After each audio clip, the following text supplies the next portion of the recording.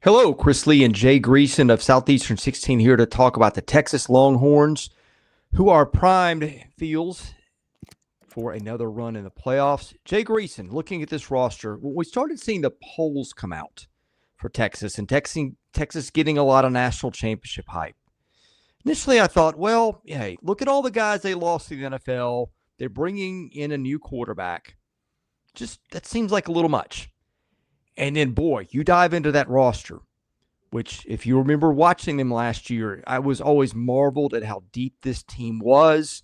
They used a lot of players, two or three at just about every spot, including quarterback. And you realize that quarterback is Arch Manning. AJ, when I dig into that roster, there'll be some questions. We'll get to those. I feel like Texas on paper is as or more talented than any team in the country.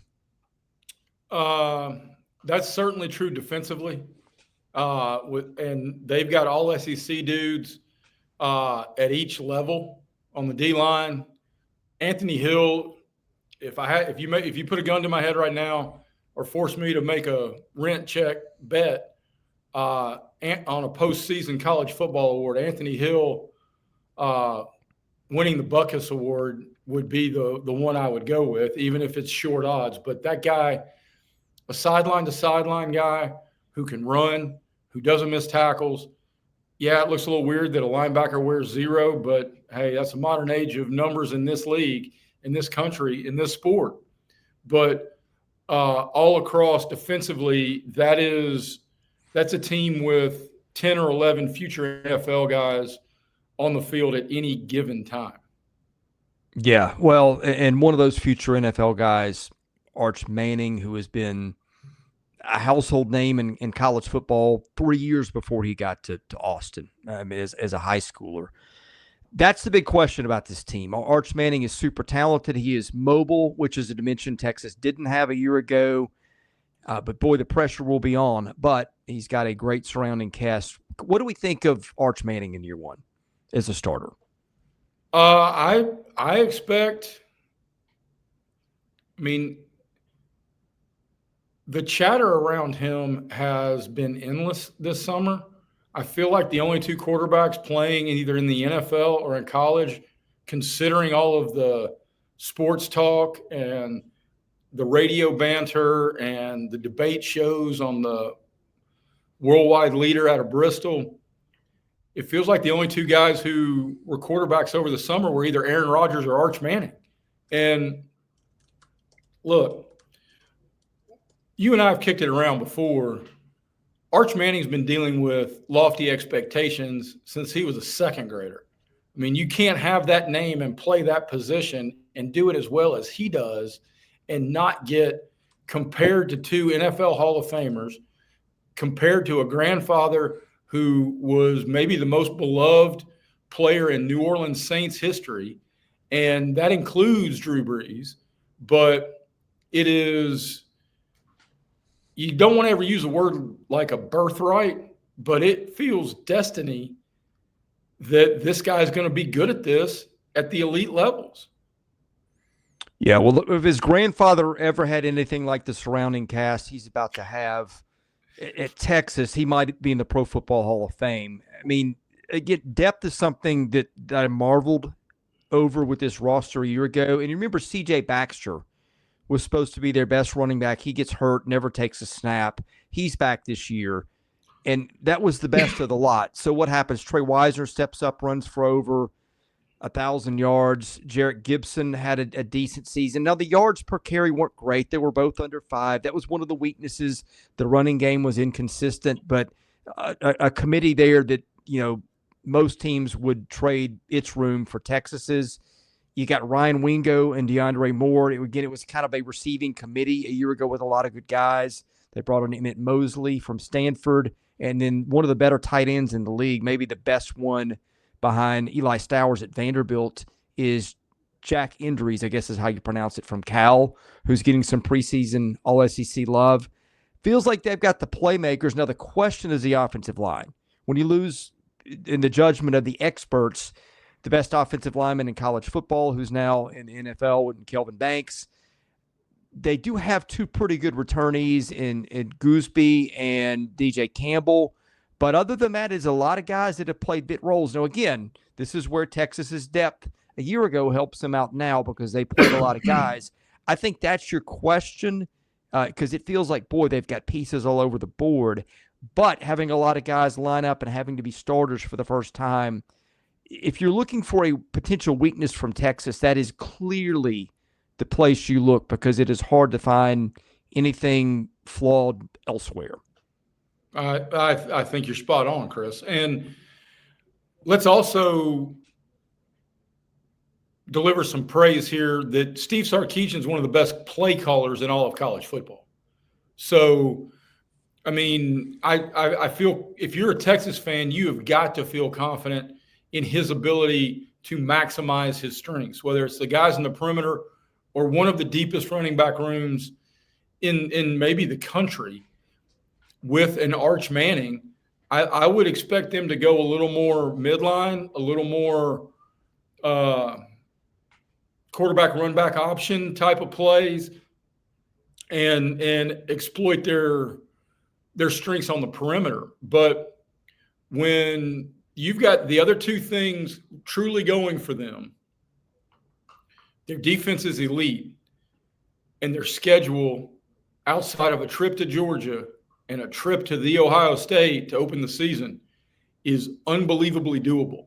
And if you are in this league and you go 10-2, you're reaching the places you want to reach. So even if they lose their two most difficult challenges, this is a team that a lot of experts think is a dunk playoff conversation team. Yeah, I think they are too. And the Arch Manning mobility factor, I think, is a huge deal because, again, a year ago, there wasn't much that Texas didn't have. But when it did not have Arch Manning on the field, it did not have that mobility dimension from that position. And that's going to be a big change in how you have to defend Texas this year. And just to talk about the betting odds, Texas is minus 300 to reach the playoff, which means you have to bet $300 to win 100 to be and that Texas is a playoff team. Yeah. Big roster here. Before we talk about the defensive side, which is probably, as you pointed out, their best side of the ball, reminder, help out the folks who help our channel. That's Game Time Sidekicks, GameTimeSidekicks.com. Promo code SE16 for 20% off your entire order. And Jay, boy, people are going to be happy when they get their gear because it is beautiful, it is durable, it keeps your cold stuff cold and your hot stuff hot. And as you mentioned on a couple of our other conversations, they've got a line of championship gear. I know my buddy Brian Edwards, he and I do the Bets and Ball Games podcast here on Southeastern 16. He's already gotten Florida Gator basketball national championship cups to celebrate his alma mater.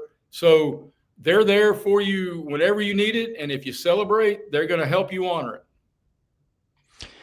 Well, the defense will be a cause for a lot of celebration with what Texas has got coming back. Maybe the best defensive player in the country, potentially, and Anthony Hill Jr. at linebacker, who racked up 113 tackles a year ago.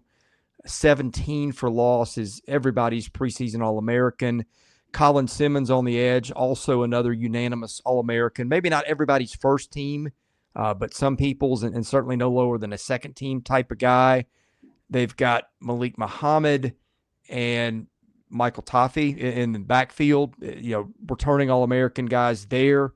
And then you've got a bunch of other guys. Tre Moore has played a bunch of good snaps. All SEC type. Ethan Burke up front for Texas has played a lot of ball there. Like everywhere you look, it feels like Texas has got answers, Jay. Yeah, and which is amazing to the talent acquisition, considering they're the only team in the country that lost double-digit NFL draft picks each of the last 2 years. So you're now lining up a star-studded defense after Texas currently has 54 NFL players from their program. So Man. they're just replacing dudes with dudes at this point. Yeah, and I guess if you've got a question on defense, it might be the defensive line outside of Simmons. They bring in transfers. Shaw, Watson, January, Brevard, and Canoe, who are from North Carolina, Syracuse. I'm sorry, January's not a transfer. He's from Texas, but he was a reserve a year ago. Purdue and Ohio State, respectively.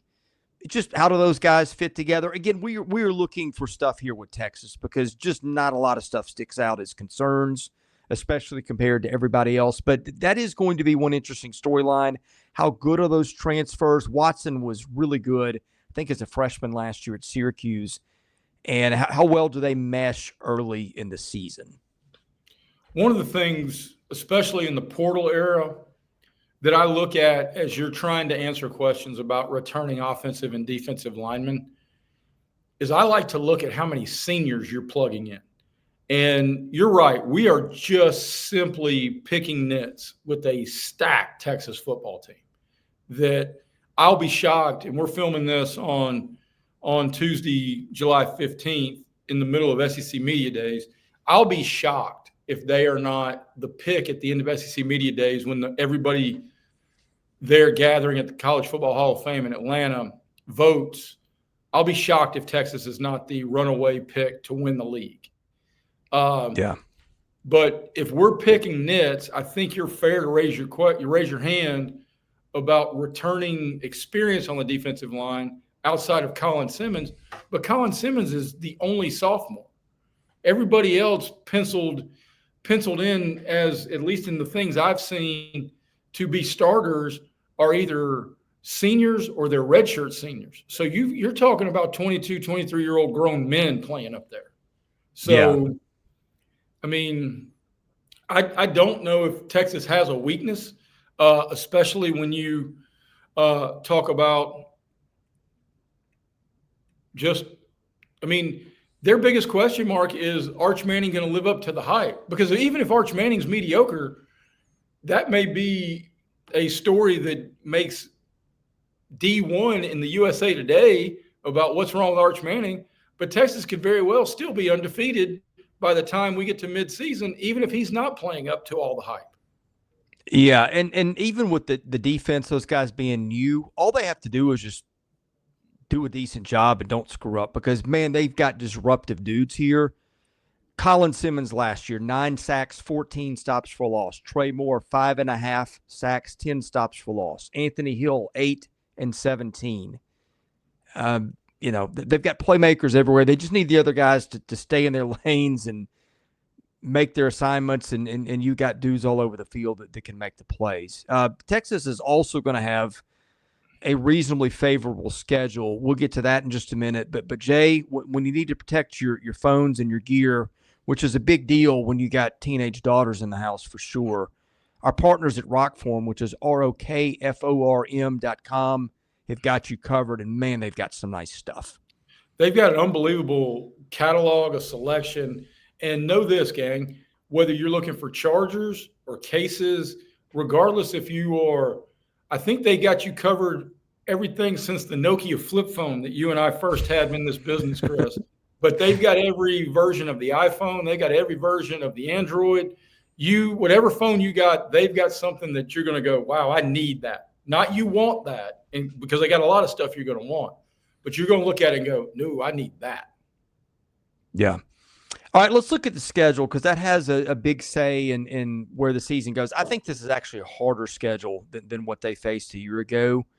And a lot of that is because you go to Columbus in the opener. Texas will probably be about a 2-point underdog. I don't know what the line is actually right now, but just looking at some computer models that usually track pretty well with lines, probably be a slight underdog to the national champion. And again, if you're trying to have concerns, and when you're looking at a team like Texas, you almost have to invent them, ways that it could go wrong. And the way that I posited to you in a live video we did recently, Jay Greason, was, okay, what if you go to Ohio State, you lose the game, Arch Manning has a poor debut, throws a few picks, they get beat. Okay, with all the eyes on you and all the pressure of national championship expectations, how does it go? Could it unexpectedly spiral down? And then you look, they've got San Jose State, UTEP, and Sam Houston State before an off date when they go to Florida in week 6. So, like, even if things don't go exactly like you hope they would in Columbus, which frankly that game feels like maybe a bit of a mulligan. If you lose it close, it shouldn't hurt you, and if you win it, then you're playing with a little bit of house money already in the playoff chase. But, like, again, if you're looking for scenarios, I think even the way the schedule shapes up after Ohio State, you've got some basically exhibition games there. They're going to be 40, 35-point favorites in those to get whatever goes wrong right.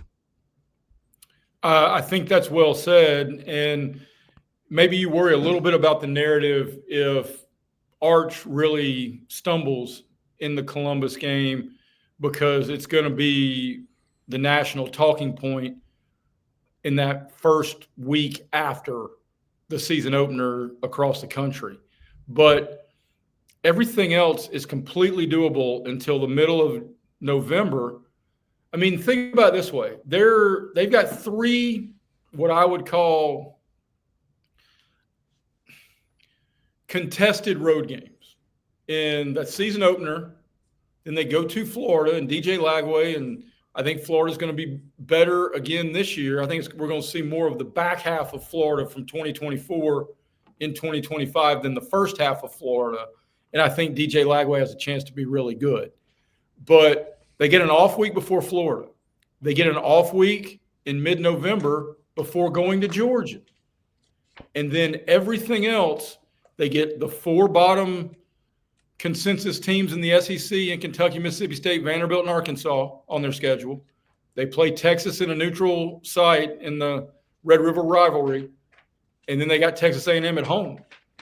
So as long as you just go 1-2 in those 3 road games, at Columbus, at Florida, at Georgia, you are in the playoff at 10-2.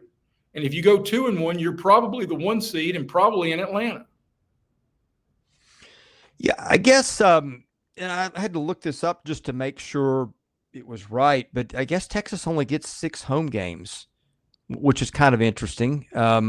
If you're looking for things that could go wrong, playing outside of your own stadium a few times, but even then, Jay, I think this team, I mean, you mentioned the playoff odds, they should be that high. There's no great reason to think Texas isn't a playoff team unless you just really want to squint and dive into all the flaws that may not even be flaws that we tried to pick. Texas is, according to the betting site I see, they are a considerable favorite to win the SEC championship at plus 225. Georgia is next at plus 375. And Texas is the favorite to win it all at plus 500. Ohio State is next at plus 525. So if you think we're unloading a love affair of Texas, the guys in Vegas who put their money on the line every single time that they make a prediction or a statement echo those exact sentiments.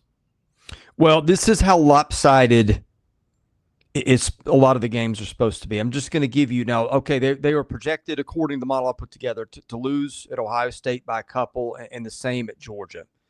Margins of victory: San Jose State 37, UTEP 47, Sam Houston State 41, Florida 8, Oklahoma 11, Kentucky 20, Mississippi State 24, Vanderbilt 26, Arkansas 21, Texas A&M 12. So not only are the Longhorns favored to win a lot of games, they're going to be favored to win a lot of games big.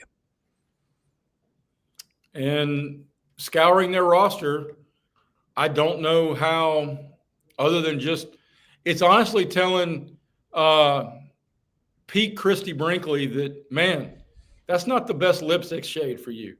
If we're going to try to really pick different ways to try to dissect badness about this Texas football program.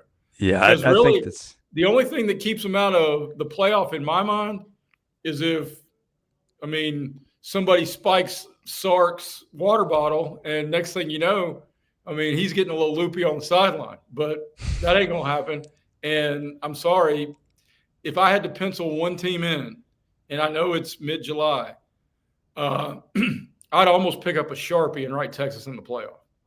Yeah, the Christy Brinkley lipstick analogy was perfect for a team that looks pretty flawless on paper. All right, we cover the SEC in football, baseball, basketball. Subscribe to the channel if you don't already. That's free. The members only tier, $4 a month, where you can get extra content that we don't give away to the public for free, and then get your stuff at rockform.com and GameTimeSidekicks.com. Remember that promo code SE16 for 20% off your order. For Jay Greason, I'm Chris Lee. You've been watching our football previews here at Southeastern 16. God bless you. We'll see you again soon with more content at the channel.